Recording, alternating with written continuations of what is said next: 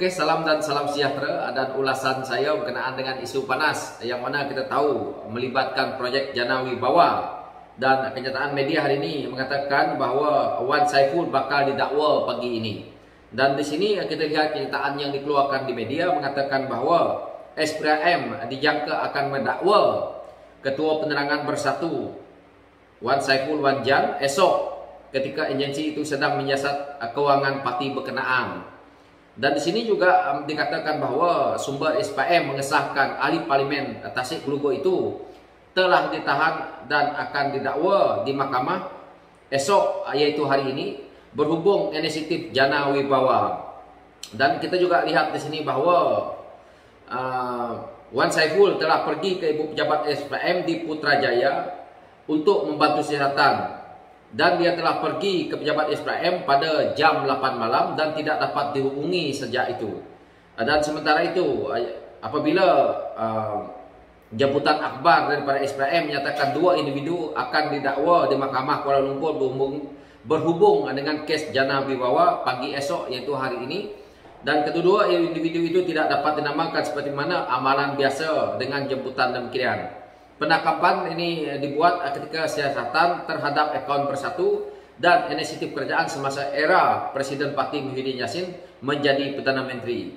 Dan kita tahu juga SPRM telah pun membeku akaun Bank Bersatu dan menyoal Muhyiddin pada 16 Februari selama beberapa jam berhubungan dengan Jana Wibawa.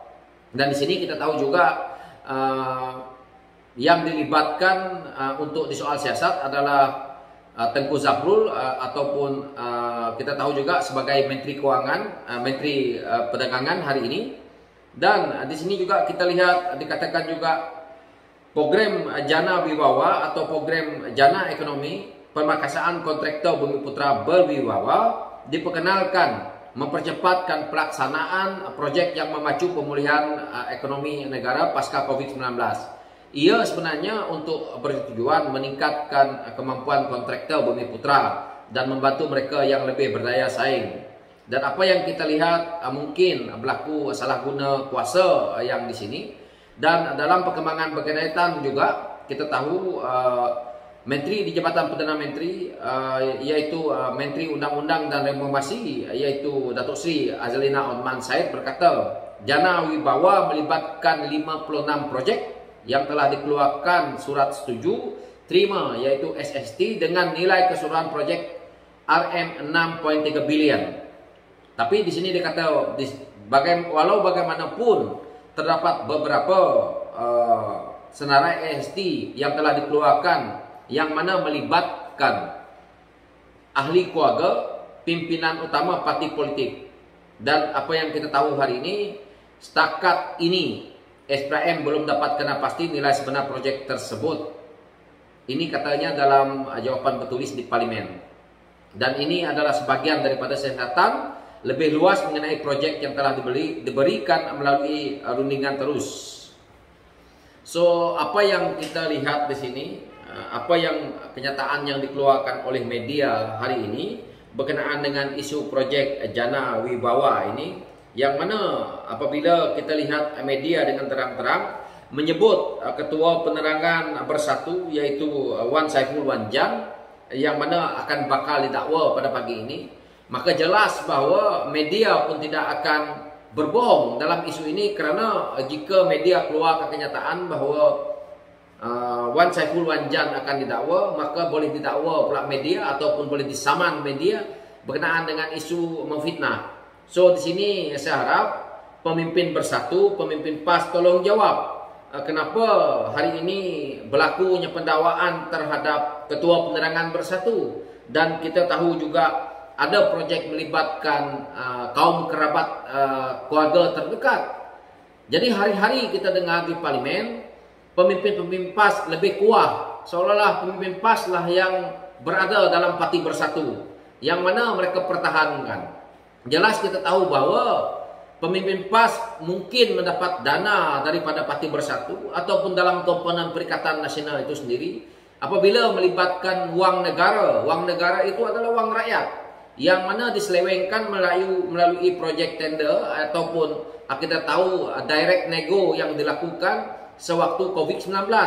Ceritanya adalah proyek Jana Wibawa, tetapi hakikatnya bukan membantu kontraktor Bumi Putra.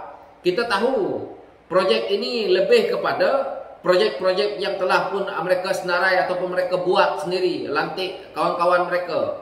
Dan kita tahu juga apabila Tan Sri Muhyiddin Yassin di soal siasat, jawapannya adalah dia tidak kenal dan tidak pernah bertemu pun dengan mereka.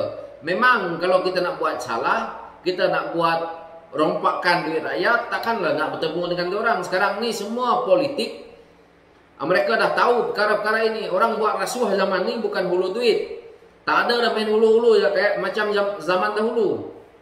So, penafian Tan Sri Muhyiddin Yassin sendiri saja sudah cukup. Dan kita akan buktikan nanti, kalau satu persatu kita boleh lihat, kita boleh nampak mereka didakwa. Dan akhirnya satu persatu lah terbongkarnya. Maka dalam isu ini, saya harap kita rakyat lihat kenapa pimpinan Perikatan Nasional setiap hari kerjanya menghentam kerajaan dan berakhirnya mereka minta dana daripada kerajaan. Contoh yang paling jelas kita lihat adalah sebagai parti yang berada dalam komponen Perikatan Nasional itu sendiri, seperti PAS. Mereka hari-hari kritik kerajaan tetapi minta peruntukan dengan kerajaan. PAS kata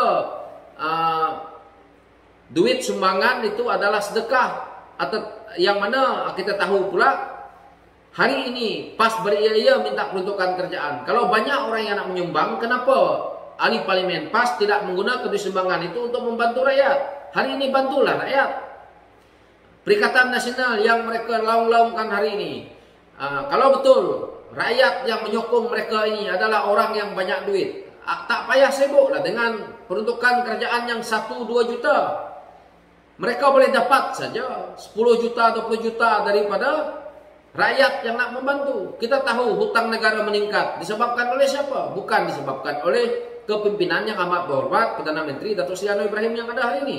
Tetapi hutang negara ini meningkat begitu mengerikan di taraf paras yang sangat bahaya adalah disebabkan oleh pemimpin Perikatan Nasional yang didorongi oleh pemimpin PAS yang ada di dalam, yang tidak tahu buat kerja, yang kerjanya nak menyonglap duit rakyat. Jadi kebanyakan pemimpin-pemimpin Persatuan PAS ini, mereka ingin kaya tetapi hasil daripada duit rakyat, yaitu duit kerajaan dengan gaji-gaji, dengan allowance yang boleh dikatakan, yang selama ini dikatakan oleh rakyat sebagai ahli politik yang makan gaji buta.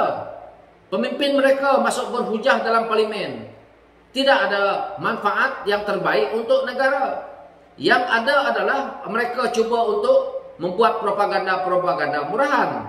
Jadi pada saya, hari ini apabila Ketua Penerangan Bersatu akan didakwa, maka kita akan melihat semakin banyak lagi pembongkaran-pembongkaran yang lain yang bakal kita lihat, yaitu mungkin melibatkan pemimpin tertinggi mereka. Jadi PAS jangan dulu berdabik dada kerana pemerintahan yang ada hari ini masih baru. Kita sabar dan kita tunggu. So itu ulasan saya, dan saya harap rakyat di luar ikuti perkembangan berkenaan dengan isu Jana Wibawa yang selama ini disangkal oleh kepimpinan Perikatan Nasional, yang mana mereka katakan untuk membantu kontraktor Bumi Putra. Tetapi saya tak nampak berapa banyak Bumi Putra yang dibantu itu, melibatkan kontraktor ini. Yang saya tahu hanya untuk suku kerabat mereka saja. So itu pencerahan saya. Sekian, terima kasih.